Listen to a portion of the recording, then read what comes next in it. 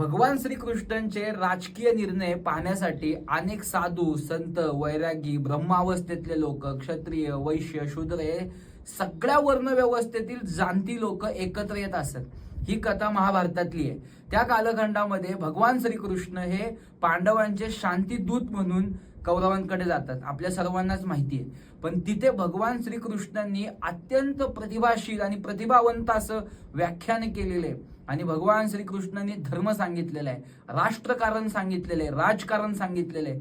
आणि त्याच तिथे जमा झालेल्या हजारो ऋषी मुनींनी ते विरक्तीसाठी जे लोक तडपत होते त्या भगवान श्रीकृष्णांची मूर्ती बघून साधू साधू असा आवाज टाकलेला आहे.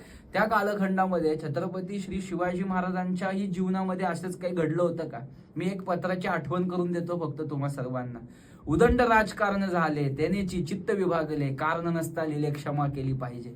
छत्रपती शिवाजी महाराज हे राष्ट्राच्या रक्षणार्थ असे काहीतरी अलौकिक निर्णय घेत आहेत आणि त्यांच्यामध्ये तो भगवान श्रीकृष्णांच्या सूक्ष्म बुद्धिमत्तेचा अर्क इतका उतरलेला आहे की त्यांच्या निर्णयामध्ये ती गुणसंपदा दिसून येते. म्हणून विरक्त अवस्थेमध्ये किंवा कारण नसताना राजकारणात ढवळाढवळ करणारे समर्थ त्यातले नाहीयेत. पण शिवाजी महाराजांनी घेतलेल्या निर्णयांचं कौतुक करायचंय म्हणून शिवरायांकडे आलेल्या पत्राला सोन्याचा सुगंध येईल अशा अक्षरांमध्ये त्यांनी ते लिहून ठेवले, कारण नसता लिहिले क्षमा केली पाहिजे. आणि त्याच्या आधी ते लिहितात, उदंड राजकारण झाले त्यानेची चित्त विभागले.